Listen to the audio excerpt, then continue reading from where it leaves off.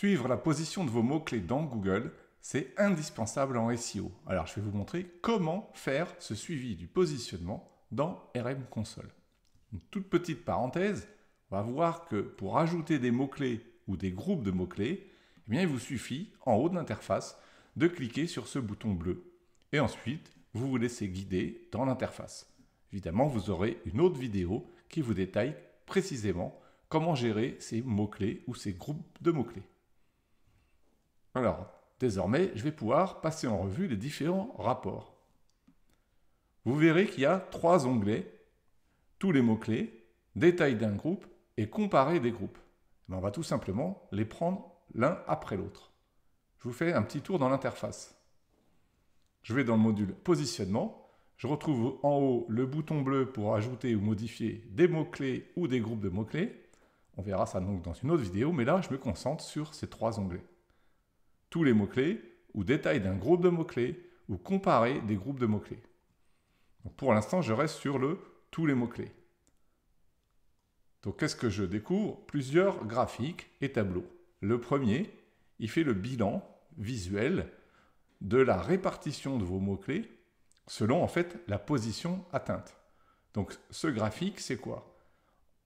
En rouge, vous avez le nombre de mots-clés de votre liste qui sont en position 21 à 100 dans Google. Donc, à partir, on va dire, de la 3e page. En orange, et ça se superpose, vous avez le nombre de mots-clés qui sont en position 11 à 20, ce qu'on appelle la 2e page. En vert clair, ça se superpose aussi, c'est tous les mots-clés qui arrivent à être en position moyenne entre 4 et 10. Et en vert foncé, donc le plus intéressant, le nombre de mots-clés qui sont dans les top 3 de Google. Ceci, ce sont des données qui viennent directement de Search Console. Il s'agit de la position moyenne jour par jour, vous voyez là, sur un an. En vertical, en bleu, vous voyez des annotations qui vous rappellent quel jour Google a officialisé une grosse mise à jour de son algo. Sachez que dans les annotations, vous pouvez aussi en rajouter par vous-même, des annotations privées. Dans mon exemple, je fais le suivi de plus de 18 000 mots-clés sur les 20 000 disponibles. Ensuite, vous pouvez voir la position moyenne donc, de tous ces mots-clés avec une évolution sur un an. Si jamais les annotations vous gênent, il suffit ici de les enlever. Donc ça, c'est la position moyenne pour tous ces mots-clés. Donc, comme il y a trop de mots-clés ici, c'est peut-être un peu idiot de regarder la position moyenne. On verra tout à l'heure qu'avec des groupes de mots-clés, c'est déjà vachement plus intéressant. Et ensuite, évidemment, vous pouvez avoir le détail pour tous les mots-clés. Dans un premier temps, les mots-clés pour lesquels votre site a réussi à se positionner dans Google. Donc là, par exemple, je vais me mettre sur 3 mois. Donc sur les 3 derniers mois, je peux voir mot-clé par mot-clé, combien il y a eu de clics, d'impressions et quelle est la position moyenne. Donc, si on reste sur la notion de position, eh bien ici, je vois la position moyenne et l'évolution sur 3 mois. Si vous voulez chercher un mot-clé, vous pouvez ici. Par exemple, je vais mettre quelque chose comme signe, le lac des signes, et j'ai tous mes mots-clés, tous ceux que j'ai demandé de surveiller. Donc, si je clique ensuite sur un mot-clé, je vais avoir en direct les résultats qui viennent de Search Console, qui me rappellent quelles pages sortent dans Google pour mon site sur cette requête-là, lac des signes. Donc là, c'est hyper intéressant pour voir si j'ai de la cannibalisation de mots-clés. Ça veut dire si pour le mot-clé lac des signes, est-ce que j'ai plusieurs pages qui sortent ou pas? Donc là, c'est le cas, j'en ai plusieurs. J'ai la page centrale sur le lac des signes, mais on se rend compte aussi que j'ai d'autres pages, là, sur des danseuses ou sur des compagnies, mais c'est quand même anecdotique. Il y a très très peu de cas de figure, donc a priori ici, il n'y a pas de problème de cannibalisation. Ensuite, on peut voir l'évolution des performances du site pour le mot-clé lac des signes, toujours sur un an, soit en clic, soit en impression, soit en taux de clic, ou en position. Donc attention, ici la position, il faut essayer d'être le plus bas possible. Vous pouvez zoomer en changeant en bas ou décaler. Ensuite, une autre information qui est généralement non disponible dans les autres outils classiques de suivi de position, c'est de vous signaler dans quel cas vos mots-clés ont été absents des SERP, donc des résultats de Google.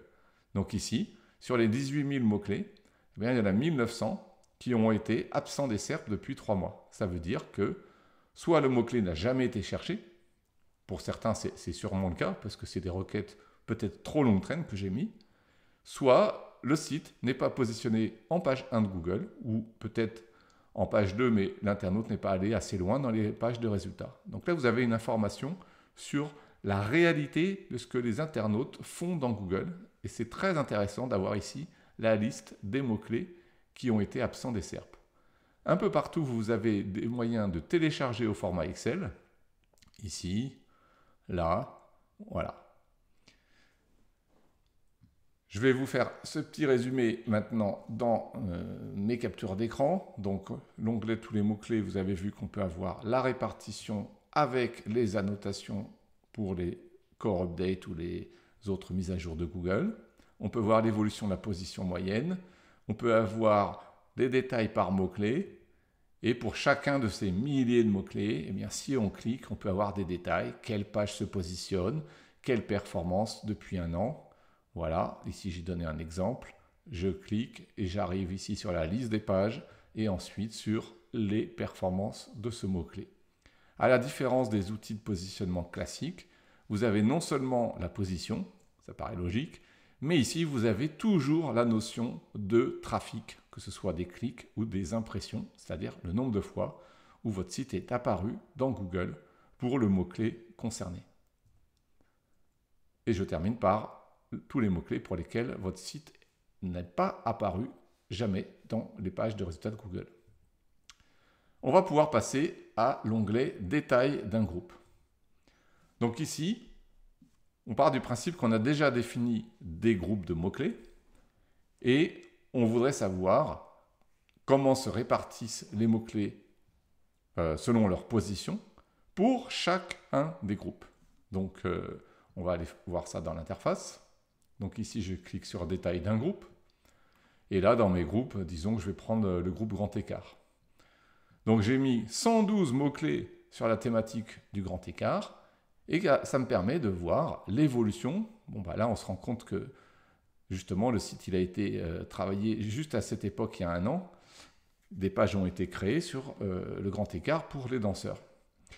Et on se rend compte de en combien de temps le site a réussi à se positionner sur plus de, ici, de 80 mots-clés dans Google, dont une partie en top 3, en top 10, en top 20 et en top 100. Donc là, c'est intéressant d'avoir le recul comme ça, la vue globale sur un an. La position moyenne, pareil. Donc là, on se rend compte que depuis juillet, il y a eu une légère baisse. On se rend compte aussi qu'on atteint une sorte de plateau. Donc peut-être qu'il y a d'autres optimisations que celles qui ont été faites qu'il faudrait maintenant apporter au site. Et puis bien sûr, vous avez le détail. Donc ici, je vais toujours me mettre, moi j'aime bien sur 3 mois pour avoir un peu plus de recul. Et donc là, le groupe des mots-clés grand écart, eh bien en clic, je vois que les 3 mois qui se sont passés par rapport aux 3 mois précédents, j'ai perdu 213 clics. Alors si je préfère en pourcentage, ah oui, quand même 26% de baisse. Alors on va se dire peut-être que c'est saisonnier. Dans ce cas-là, ce qui est intéressant, c'est de comparer à l'année d'avant.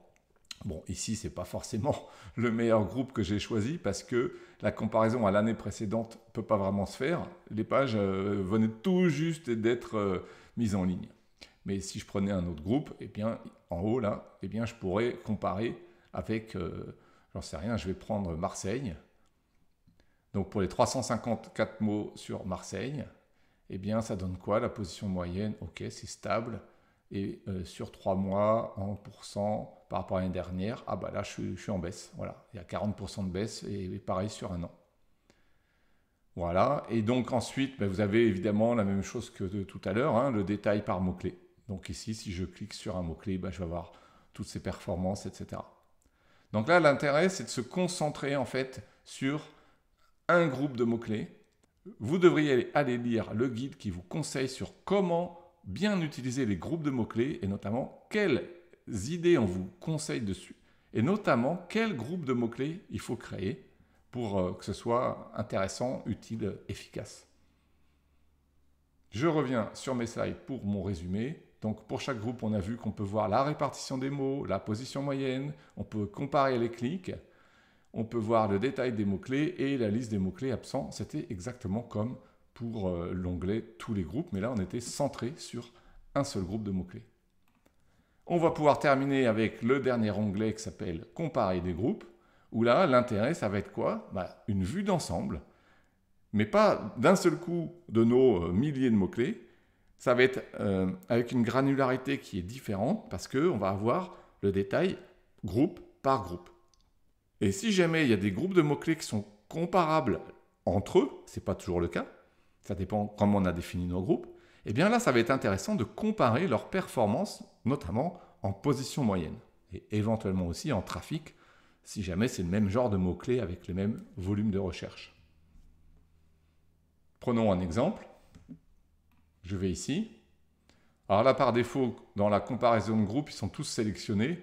C'est peut-être pas très intelligent de dire que je vais comparer, mettons, tous les mots-clés qui parlent de Bordeaux avec les mots-clés qui sont des personnes ou qui sont des stages. Donc admettons, on va garder que les villes. Comme ça permettra de les comparer. Donc là, je prends Bordeaux, Lyon, Marseille, Nantes, Nice, Rennes. Ok, c'est bon. Donc là, j'ai pris que des groupes de mots-clés qui sont associés à des villes. Encore une fois, il peut y avoir des mots-clés qui sont dans les deux cas. Si vous avez un stage qui se déroule à Toulouse, eh bien, le mot-clé peut être à la fois dans le stage et dans Toulouse. Ça ne pose aucun problème. Donc là, j'ai choisi mes groupes qui sont des villes. Et donc, mettons, je voudrais voir, est-ce que j'arrive à avoir beaucoup de top 3 sur 3 mois. Alors, c'est là, nombre de mots-clés en position 1 à 3, c'est sur Lyon que je suis le meilleur. Et sur d'autres villes, pas du tout, je suis très mauvais. Donc là, on peut tout de suite comparer en fait des groupes de mots-clés et se rendre compte là où on doit produire plus d'efforts. Donc là, je l'ai fait en position, si je préfère, je peux le voir en clic. Allez, en pourcentage, ça c'est par rapport aux 3 mois d'avant, et ça c'est par rapport à l'année dernière. Alors attention ici, on se rend compte que certains groupes de mots-clés, comme je suis très mal positionné, il y a très peu de trafic, donc ça ne veut pas dire grand-chose ici. Voilà, donc là l'intérêt c'est vraiment surtout ce tableau qui permet de comparer les groupes entre eux, et encore une fois, vous pouvez télécharger ça au format Excel pour affiner encore plus vos analyses. Ici, n'oubliez pas que vous avez plusieurs métriques, et que quand c'est la position, en fait vous pouvez choisir d'afficher le détail du nombre de mots-clés qui se positionnent entre 1 et 3, entre 4 et 10, etc. C'est ici. Bon, plus vous en mettez, plus ça finir par faire pas mal de colonnes.